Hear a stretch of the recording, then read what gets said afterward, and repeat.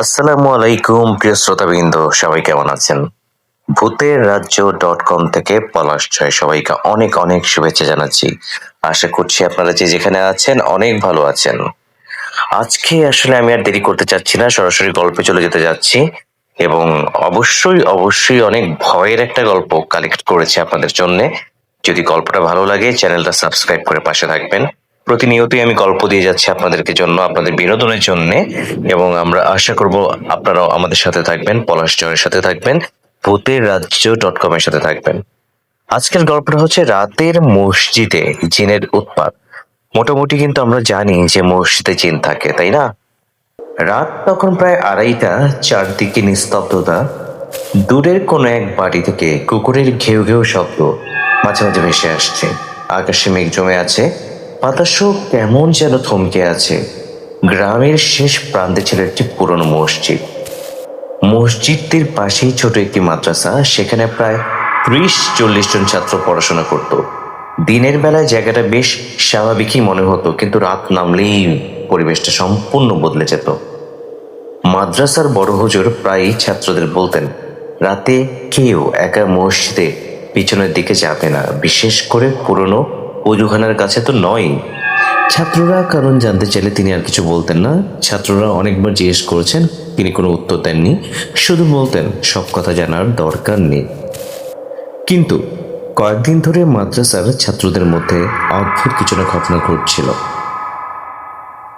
কখনো গভীর রাতে মসজিদের ভেতর থেকে কারো হাঁটার শব্দ শোনা যেত, ধীরে ধীরে। কখনো বিভিন্ন টাইপের শব্দ হতো, মনে হতো কেউ যেন খালি পায়ে মেঝের ওপর দিয়ে হাঁটছে। আবার কখনো মসজিদের দরজা নিজে থেকেই খুলে যেত। খুবই অস্বাভাবিক ঘটনা ঘটা শুরু হয়ে গেল। সবচেয়ে ভয়ঙ্কর ব্যাপার ছিল, রাতের শেষ প্রহরে মসজিদের মাইক্রোফোন থেকে হঠাৎ ফিসফিস শব্দ শোনা যেত। কেউ একজন যেন খুব নিচু গলায় বলছে, আসো, এদিকে আসো। প্রথমে সবাই ভেবেছিল হয়তো বাতাসের শব্দ, কিন্তু এক রাতে ব্যাপারটা ভয়ঙ্কর হয়ে গেল। মাদ্রাসার এক ছাত্র, নাম রফিক, রাতে ঘুম থেকে উঠে পানি খেতে বাইরে বের হয়েছিল। সে দেখল মসজিদের বারান্দায় একজন দাঁড়িয়ে আছে, সাদা কাপড় পরা, মাথা নিচু। রাকিব দূর থেকে বলল, কে? লোকটা কোনো উত্তর দিল না। রাকিব আবার বলল, কে ওখানে? এবার লোকটি ধীরে ধীরে মাথা তুলল। রাকিবের বুকের ভেতরটা কেঁপে উঠল, কারণ লোকটির মুখ ছিল না, শুধু অন্ধকার। রফিক এবং রাকিব দুই বন্ধু, তো সেদিন রাকিবের সাথেই ঘটনা ঘটেছিল। রাকিব চিৎকার করে দৌড়ে ঘরে ঢুকে পড়ে। সেদিনের পর থেকে মাদ্রাসার ছাত্ররা রাতে আর একা বাইরে বের হতো না। কিন্তু আসল ঘটনা তখনও শুরুই হয়নি। ঘটনাটা আমাকে বলেছিল আমার ছোট ভাই, কারণ সে সেই মাদ্রাসাতেই পড়তো। এক শুক্রবার বিকেলে সে বাড়িতে এসে আমাকে বলল, ভাইয়া, রাতে আমার সাথে মাদ্রাসায় থাকবি? আমি অবাক হয়ে বললাম, কেন, কি হয়েছে, কোনো সমস্যা? সে এটুকু বলেই চুপ করে থাকলো। আমাদের মসজিদে কিছু একটা হয়েছে। আমি হাসতে হাসতে বললাম, কি হয়েছে? সে বলল, জিন। আমি হেসে বললাম, এসব বিশ্বাস করিস? ও আমার দিকে তাকিয়ে বলল, তুই হাসছিস, কিন্তু তুই যদি এক রাত এখানে থাকিস তাহলে বুঝবি। ওর মুখের ভয়টা দেখে আমার হাসি থেমে গেল। আমি বললাম, ঠিক আছে, এক রাত থাকবো, সমস্যা নেই। সেদিন রাতেই আমি মাদ্রাসায় গেলাম।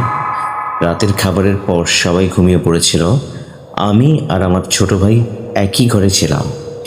রাত তখন প্রায় 12টা হবে বা 12:15। হঠাৎ বাইরে থেকে একটা শব্দ পেলাম। মনে হচ্ছে কেউ যেন শব্দ করছে এবং দরজায় ধাক্কা দিচ্ছে। আমার ভাই উঠে বসলো। সে ফিস ফিস করে বলল, শুনেছিস? আমি বললাম, হ্যাঁ। আবার শব্দ হলো, মানে শব্দ হতেই থাকলো। আমার ভাই বলল, হ্যাঁ ভাইয়া, ওরা এসেছে। আমি বিরক্ত হয়ে বললাম, চুপ কর, কেউ হয়তো বাইরে আছে। আমি দরজা খুলে বাইরে বের হলাম। মাদ্রাসার উঠান ফাঁকা, মসজিদের দরজাও বন্ধ, কিন্তু আশ্চর্যের ব্যাপার, মসজিদের ভেতর থেকে যেন কারো হাঁটার শব্দ আসছে। আমি দরজার কাছে গিয়ে দাঁড়ালাম। ভেতর থেকে শব্দটা স্পষ্ট শোনা যাচ্ছিল। কেউ হাঁটছে, খুব ধীরে ধীরে ধীর পায়ে হেঁটে বেড়াচ্ছে এক প্রান্ত থেকে অন্য প্রান্তে। আমি দরজা খুলতে হাত বাড়ালাম, ঠিক তখনই আমার ভাই পেছন থেকে আমার হাত ধরে বলল, খুলিস না। আমি বললাম, কেন?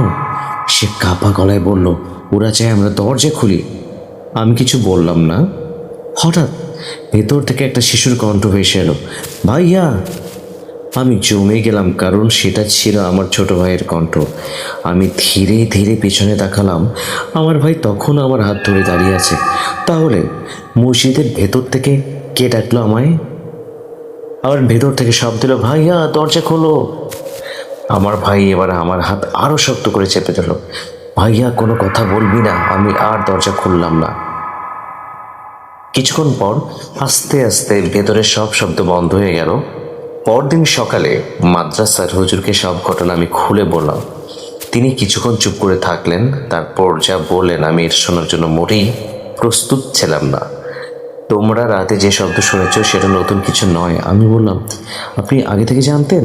তিনি বলেন, অনেক বছর ধরে এই মসজিদের আশেপাশে অস্বাভাবিক ঘটনা ঘটেই চলেছে। আমি জিজ্ঞেস করলাম, কেন? হুজুর বললেন, এই জায়গায় আগে একটা পুরনো কবরস্থান ছিল, পরে মসজিদ তৈরি করা হয়। তবে সব কিছু আল্লাহই ভালো জানেন। তারপর তিনি আরও একটা কথা বললেন, রাতে যদি কেউ পরিচিত মানুষের কণ্ঠে তোমাকে ডাকে, উত্তর দেবে না। আমি বললাম, কেন, কি হয়েছে? তিনি আমার দিকে তাকিয়ে বললেন, কারণ সেটা মানুষ নাও হতে পারে। আসলে এই বিষয়টা আমি সেভাবে ভাবিনি। আমার কাছে মনে হয়েছে কেউ ডাকলেই হয়তো খুলে দিতে হয়, কিন্তু এমনও হতে পারে যে সেটা মানুষ ছিল না। তো হুজুর যেটা বললেন সেটা আসলেই সত্যি। সেদিন রাতে আমরা সবাই খুব সতর্ক ছিলাম, কিন্তু রাত যত গভীর হলো ততই অদ্ভুত ঘটনা শুরু হয়ে গেল। প্রথমে মাদ্রাসার উঠোনের বাতিটা নিভে গেল, তারপর একটা একটা করে সব আলো নিভে গেল। পুরো জায়গাটা অন্ধকার। ঠিক তখনই মসজিদের মাইক্রোফোন নিজে নিজে চালু হলো। শু করে শব্দ হওয়া শুরু হলো। তারপরে একটা ভারী গলা, তোমরা এখানে কেন? সব ছাত্র ভয় পেয়ে গেল। কেউ ভয় কাঁদতে শুরু করে দিল।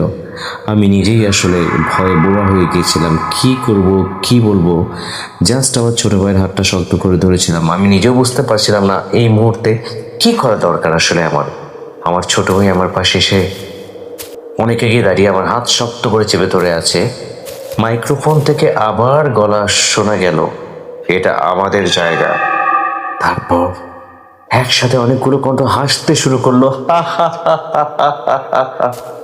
মনে হচ্ছিল মসজিদের চারপাশে অসংখ্য মানুষ দাঁড়িয়ে আছে, কিন্তু বাইরে কেউ নেই।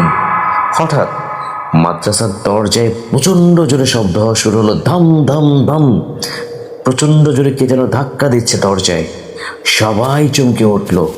তারপর আবার সেই একই শব্দ, ধাম ধাম ধাম করে শব্দ হচ্ছে। মনে হচ্ছে দরজা জানালা সব কিছু ভেঙে চুরমার করে দিবে। কেউ যেন বাইরে থেকে দরজা ভাঙার চেষ্টায় আছে। একজন ছাত্র চিৎকার করে বলে উঠল, হুজুর ওরা এসেছে। হুজুর সবাইকে শান্ত হতে বললেন। তিনি কোরআনের আয়াত পড়া শুরু করলেন। কিছুক্ষণ পর দরজায় আবার শব্দ হওয়া শুরু করলো। শব্দ শুরু হচ্ছে, আবার বন্ধ হচ্ছে, শুরু হচ্ছে, আবার বন্ধ হচ্ছে। এভাবে কতক্ষণ গেল আমরা ঠিক মনে করতে পারছি না, বাট এটা অনেক সময় ধরে চলেছিল। কিছুক্ষণ পর দরজায় আবার শব্দ হলো, কিন্তু তখনই জানালার বাইরে থেকে একটা মুখ দেখা গেল। কালো, চোখ দুটো অস্বাভাবিক উজ্জ্বল। মুখটা জানালার কাছের সঙ্গে লাগানো। আমার ছোট ভাই আমার হাত ধরে বলল, ভাইয়া ওটা মানুষের মুখ না। আমি তাকিয়ে দেখলাম, পরের মুহূর্তেই মুখটা জানালা থেকে অদৃশ্য হয়ে গেল। সত্যি দর্শক মণ্ডলী, এবার আমরা সবাই প্রচণ্ড ভয় পেয়ে গেলাম এবং আমরা বুঝতে পারলাম যে মসজিদে জিনের অস্তিত্ব আছে এবং এই মসজিদে অবশ্যই আছে। এবং সেই জিনটি বা জিনগুলো আমাদেরকে, মাদ্রাসার ছাত্রদেরকে ভয় দেখানোর জন্য উঠে পড়ে লাগছে। প্রত্যেকটা বাচ্চা ছোট মাদ্রাসার সবার কাঁপাকাঁপি শুরু হয়ে গেছে। আমার ছোট ভাই আমার হাত ছাড়ছেই না। আমি নিজেই আসলে বাকরুদ্ধ হয়ে পড়েছিলাম।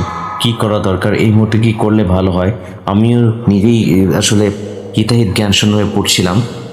ইভেন হুজুর কিন্তু প্রচণ্ড ভয় পেয়ে গিয়েছিল। তিনি নিজেও বুঝতে পারছিলেন না যে কি করা উচিত এই মুহূর্তে। যাই হোক, এভাবেই চলতে লাগলো। এভাবেই চলতে চলতে চলতে একটা সময় শব্দ থামে, আবার শব্দ বন্ধ হয়, চলতেই লাগলো। তো আমরা প্রচণ্ড ভয় পাওয়া সত্ত্বেও আসলে নিজেদেরকে যতটুকু সম্ভব শক্ত রাখার চেষ্টা করেছিলাম এবং পরিস্থিতিটাকে টেকেল করার চেষ্টা করে যাচ্ছিলাম। কিন্তু সবসময় কি সব কিছু আর টেকেল করা সম্ভব হয় যদি জিনের অস্তিত্ব পাওয়া যায়? দর্শক মণ্ডলী, আপনারাই বলেন, এটা কি সম্ভব? এরপরে হুজুর আমাদের সবাইকে মসজিদের ভিতরে নিয়ে গেলেন। তিনি বললেন, আজ রাতে কেউ একা থাকবে না। আমরা সবাই মসজিদের ভেতরে বসে রইলাম। হুজুর কোরআন তেলাওয়াত করছিলেন। হঠাৎ মসজিদের পিছন দিক থেকে একটা মেয়ের কান্না শোনা গেল। কেউ একজন বলল, কে কাঁদছে? হুজুর সঙ্গে সঙ্গে বলেন, কেউ কোনো উত্তর দেবে না, যেই কাঁদুক না কেন, কোনো উত্তর দেওয়ার প্রয়োজন নেই তোমাদের। কান্নার শব্দটা আরও কাছে চলে এলো। হু হু করে কেউ যেন কেঁদেই চলেছে। তারপর একটা কণ্ঠ বলল, আমাকে বাঁচাও। একজন ছাত্র উঠে দাঁড়াতে যাচ্ছিল। হুজুর তাকে ধরে বসিয়ে দিলেন এবং ধমক দিয়ে বলেন, কি করছো তুমি? যেও না, আমি নিষেধ করেছি তোমাদেরকে বাইরে যেতে, তোমরা কেউ যাবে না, এখানে সবাই বসে থাকো। কণ্ঠটা এবার ঠিক আমাদের পাশে এসে বলল, আমাকে বাঁচাও। তারপর হঠাৎ কান্নার শব্দ বদলে গেল একটা বিকট হাসি। মানে কি ধরনের একটা বিকট হাসি সেটা আপনাদেরকে বলে বোঝাতে পারবো না। দর্শক মণ্ডলী, শ্রোতা মণ্ডলী যারা শুনছেন আমার এই গল্প, জাস্ট আমি যদি বলি যে ইমাজিন করেন কেউ খুব কুৎসিতভাবে আপনার চারপাশে আসছে, আপনার অনুভূতিটা কি হতে পারে? মসজিদের দরজা প্রচণ্ড শব্দে বন্ধ হয়ে গেল। তারপর বাতাসের মতো কিছু একটা পুরনো মসজিদের ভিতর দিয়ে ছুটে গেল। কয়েকজন ছাত্র মাটিতে পড়ে গেল। আমার ছোট ভাই আমাকে জড়িয়ে ধরে কাঁদছিল। আমার ছোট ভাই এতই বেশি কাঁদছিল যে তাকে আমি অনেক সান্ত্বনা দিয়ে বোঝানোর চেষ্টা করলাম, ভাইয়া তুমি কাঁদছো কেন? সে আসলে কান্না করছিল আর কাঁদছিল, সে কিছু বলতে পারছিল না। আমি আমার ছোট ভাইয়ের এই অবস্থা দেখে আমার মন খুব খারাপ হয়ে গিয়েছিল। আমি বাকরুদ্ধ হয়ে পড়েছিলাম। কি করা উচিত, কি ধরনের সিদ্ধান্ত নেওয়া উচিত আমি আসলে বুঝতে পারছিলাম না। ঠিক তখনই আমার কানের কাছে কেউ ফিস ফিস করে বলল, তুই এখানে থাকবি না। আমি ঘুরে তাকালাম, চারপাশে কেউ নেই। তাহলে কথাটা কে বললো? আমি কনফিউজড হয়ে গেলাম। আবার কানে ফিস ফিস, তোর ভাইকে নিয়ে এখান থেকে চলে যা। আমি আমার ভাইকে আরো কাছে টেনে নিলাম। রাত প্রায় 3টা। হঠাৎ মসজিদের এক কোণে একটা ছায়া দেখা গেল। প্রথমে মনে হলো কেউ দাঁড়িয়ে আছে, কিন্তু ছায়াটা ধীরে ধীরে বড় হতে লাগলো। তারপর ছাদ পর্যন্ত উঠে গেল। মানুষের মতো নয়, অস্বাভাবিক লম্বা, কারণ মানুষের লম্বার একটা লিমিটেশন আছে, কিন্তু সেটা ছিল অস্বাভাবিক লম্বা। দুই পাশে আরও কয়েকটা ছোট ছোট ছায়া দেখা দিল। হুজুর তখন জোরে তেলাওয়াত শুরু করলেন। ছায়াগুলো যেন পিছিয়ে গেল, কিন্তু মাঝখানে সেই বড় ছায়াটা নড়ল না। তারপর একটা ভারী কণ্ঠ শোনা গেল, এই জায়গা আমাদের। হুজুর বলেন, আল্লাহর ঘর কারোই নয়, আল্লাহরই। ছায়াটা কয়েক মুহূর্ত স্থির থাকলো, তারপর বিকট একটা শব্দ করে অদৃশ্য হয়ে গেল। সবাই ভাবলো হয়তো শেষ, কিন্তু তখনই আমার ছোট ভাই চিৎকার করে উঠলো, ভাইয়া! আমি তাকে দেখলাম, সে মসজিদের দরজার দিকে তাকিয়ে আছে। দরজার নিচ দিয়ে কালো ধোঁয়ার মতো কিছু একটা ভেতরে ঢুকছে, ধীরে ধীরে মেঝের উপর দিয়ে সাপের মতো এগিয়ে আসছে।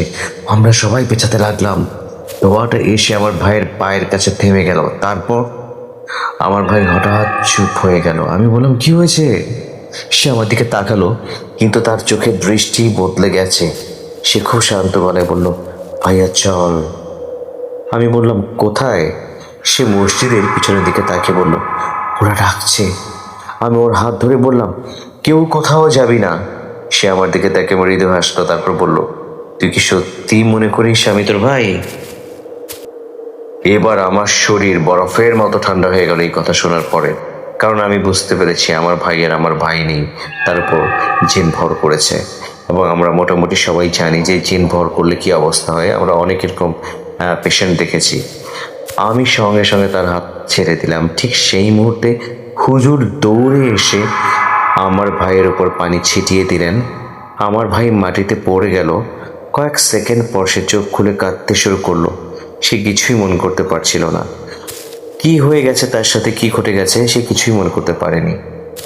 ফজরের আজান হওয়ার সময় পর্যন্ত আর কোনো ঘটনা ঘটেনি। আজান শুরু হতেই মসজিদের ভেতর যেন অদৃশ্য চাপ হঠাৎ সরে গেল। সব কিছু শান্ত হয়ে গেল, কিন্তু যাওয়ার আগে মসজিদের মাইক্রোফোন একবার নিজে থেকে চালু হলো।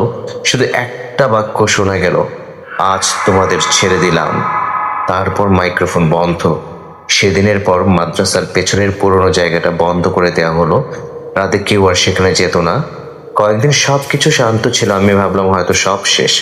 কিন্তু প্রায় এক সপ্তাহ পর আমার ছোট ভাই বাড়িতে এসে আমাকে একটা কথা বলল, ভাইয়া একটা জিনিস দেখাবো।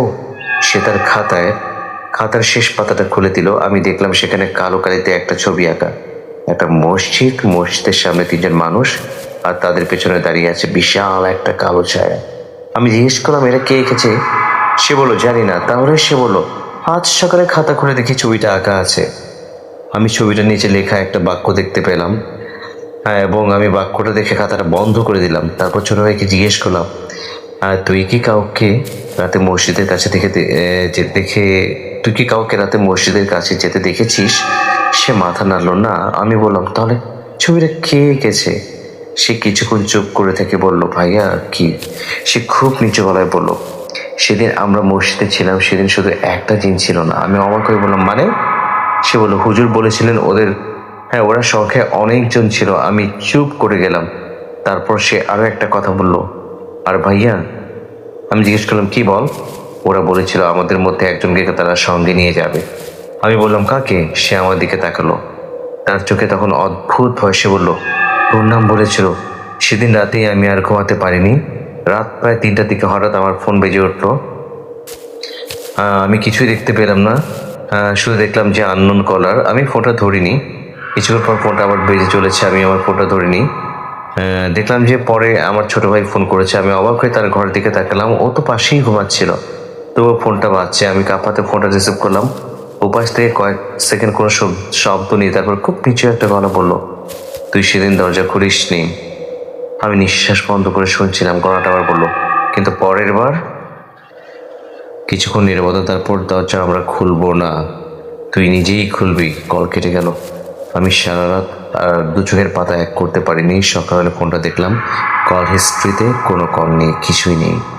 কিন্তু ফোনের রেকর্ডারে একটা নতুন অডিও ফাইল ছিল। সময়ে রাত 2:50। এই ছিল গল্প, দর্শক মণ্ডলী। জানি না গল্পটা কেমন লাগলো। আসলে মসজিদে জিন থাকে, এটা খুবই স্বাভাবিক।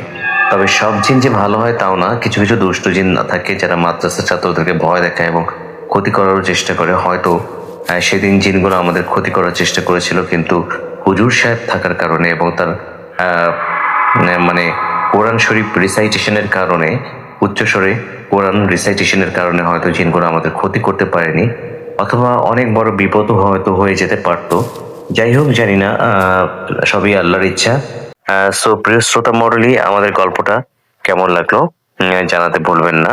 আর কেউ যদি আমাদেরকে ইমেইলে গল্প পাঠাতে চান, আমি ইমেইল বলছি, polash@gmail.com, POLASHJOYBD@gmail.com।